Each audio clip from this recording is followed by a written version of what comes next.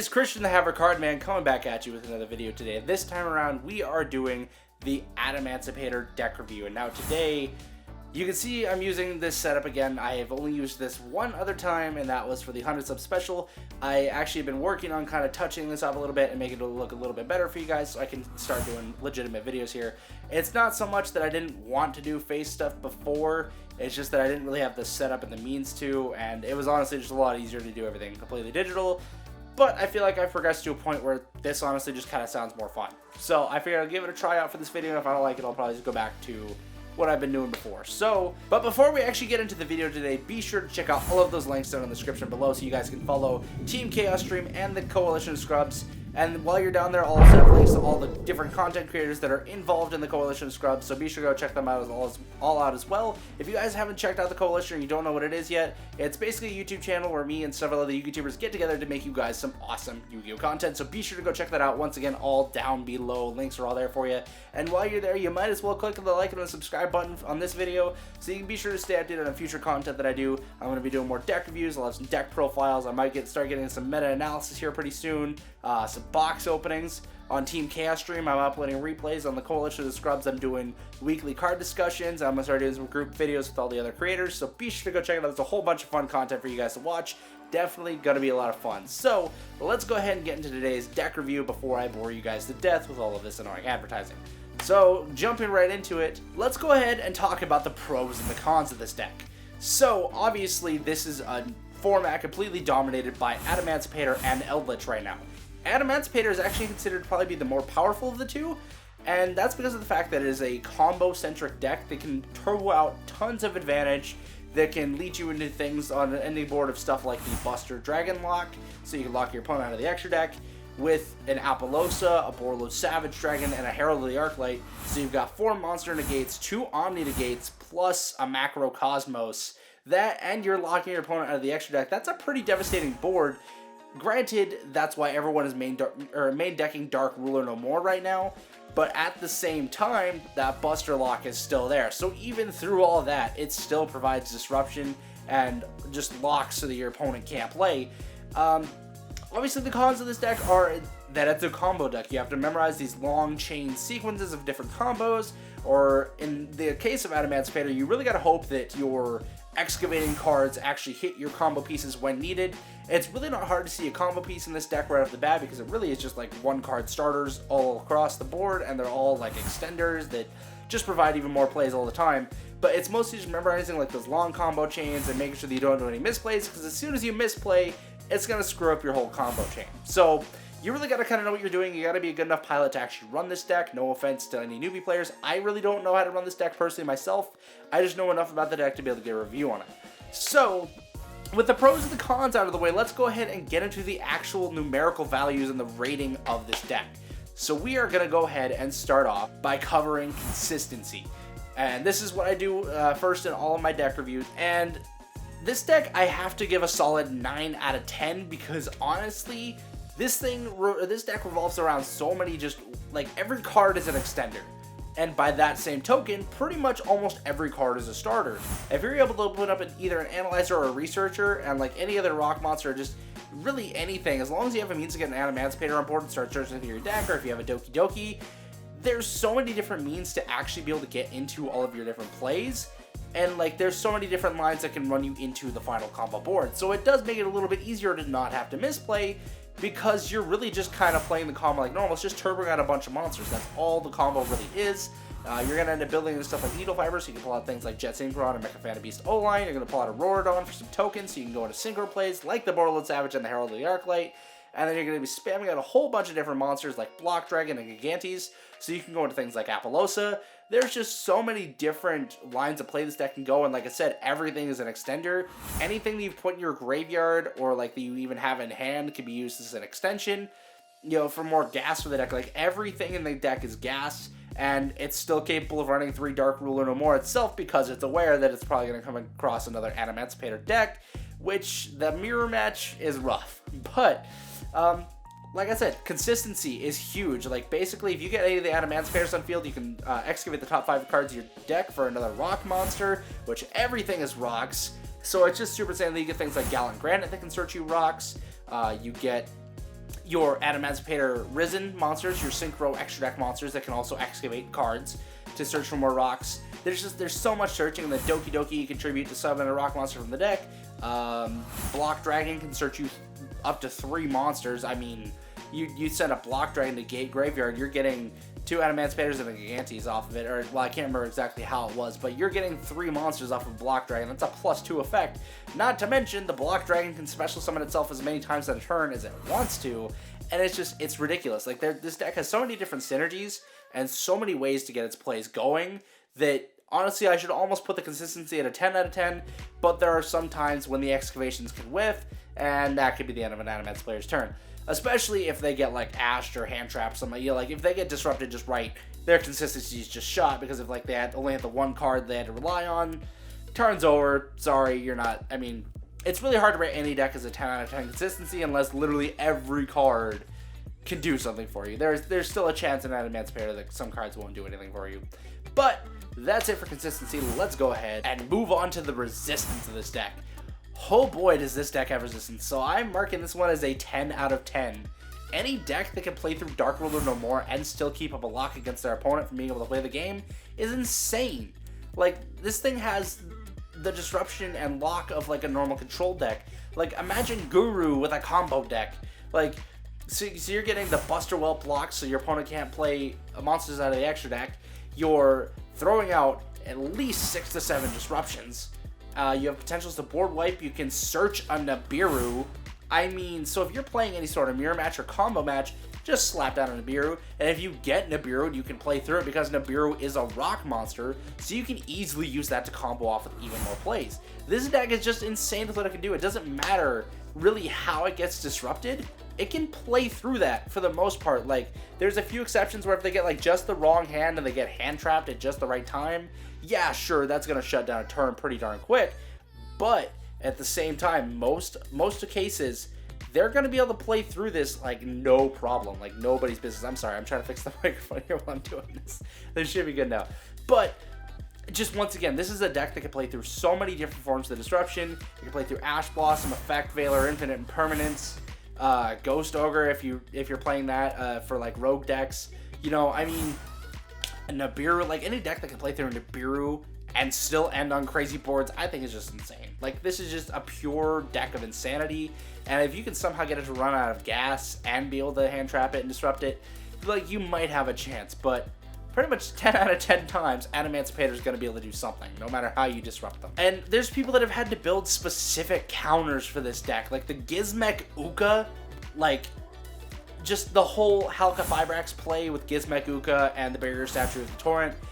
The fact that people had to go out of their way to find this counter tells volumes, or speaks volumes about how strong this deck is in terms of playing resistance. This is about the only combo that can actually like really shut down a turn, unless they have a Dark Ruler No More in hand, in which case they can just slap that down because they're not doing damage turn 1 anyways, so they can just bypass your Barrier Statue of the Torrent and continue off plays anyways. But if they don't have that out, then, I mean, you're golden. And I've also seen people starting to play Token Collector in either the main, usually the side deck, because, well, now Eldlich is also playing the combo variant with the Rorodon and Alliance, so they're just producing tokens up the wazoo. So throwing out a Token Collector to just disrupt that whole play is pretty insane. But once again, Adamancipator, as we know, can still bounce back from that. It's not even a huge deal. So let's go ahead and move on to the power of this deck. I'm going to give this section an 8.5 out of 10.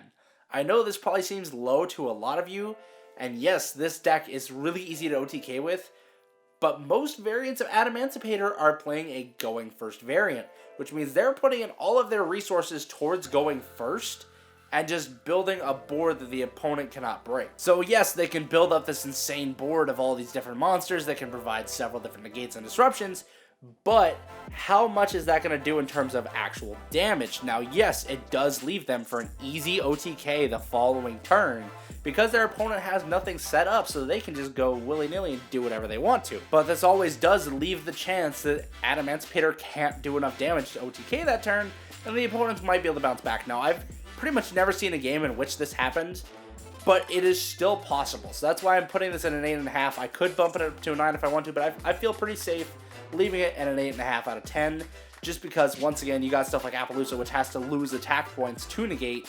The Borderlord Savage, if it gets hit with like a Dark Ruler or some sort of effect negation, it loses its monster that gives it bonus attack points. So there are definitely ways to lower this deck's attack, and especially if the opponent somehow pulls off throwing out a Mystic Mine, they don't really have much of an out to that, because I don't think most Adamancipator players are running the main deck Cosmic Cyclone to respond to this.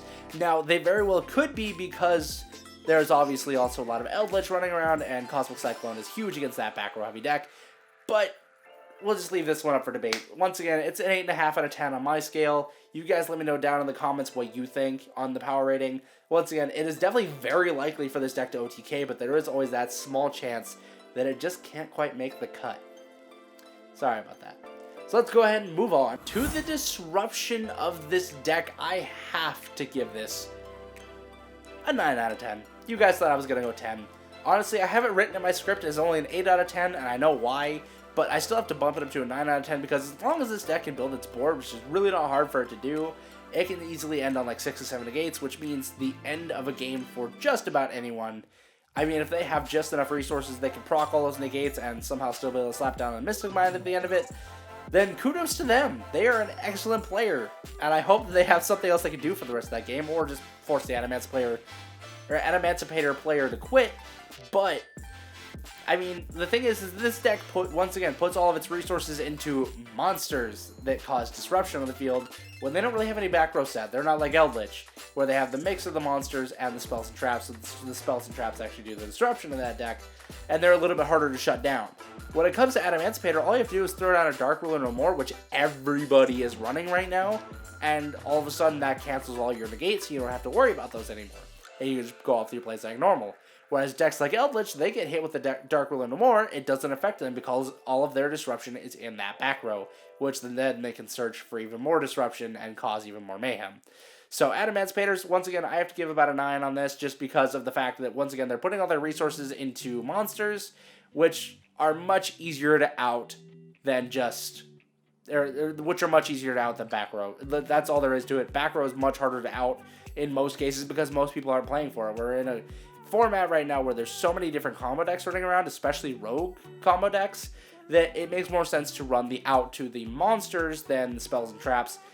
But we probably need to run some more back row hate too. I mean, it's a weird balance right now with the meta. Which one do you go for more? Obviously, everyone's going to be siding more towards Adamancipator because it seems like it's a lot more powerful. So let's go ahead and move on to the next part. Flexibility. The flexibility of this deck is a 10 out of 10. Like I said, with consistency, every card in this deck is an extender, and just about everything you do can get you into the end board of an Apollousa, Borderlord Savage, Herald of the Arclight, and like just whatever other shenanigans like Adamancipator, Risen, Raptide, or Dragite. Just insane combos to play, and this deck can go into so many different lines of play. Like, if you wanted to, you could easily find ways to use this for link climbing decks. You can use it as like an access code talker turbo, or like, you know, whatever. If you want to just link climb with this thing for days, there's a few fusion variants and Exceed variants you could use it with, but for the most part, it's going to be there for your synchro and link plays. And this deck definitely is flexible to go in that. Obviously, everyone has like the main variant of it right now, which is just the rock variant, turbo out all these different gates. But of course, there's several different variations you can play if you like playing more rogue style decks, or you know, if you like playing jank, but you just like the style of the Adamancipators as a whole. You can easily play them as a lower tier deck if you really want to. This is just like the top tier, tier 1, possibly soon to be tier 0 deck that is just like, it's the deck to beat. And so it's easily a 10 out of 10 because, once again, if it gets disrupted with any hand, it can pretty much make plays and go off with full combos. So this deck really has no issues with doing what it wants to do, given any hand it opens up with. Alrighty, so let's go ahead and wrap up this review. The overall rating for this deck is about a 9.2 or a 9.3. I just kind of did rough math in my head. This is obviously one of the top meta contending decks of this format, and if Konami doesn't address it soon, it could definitely provide itself with some real potential for a dangerous situation, and we're hoping they kind of address it on the next ban list.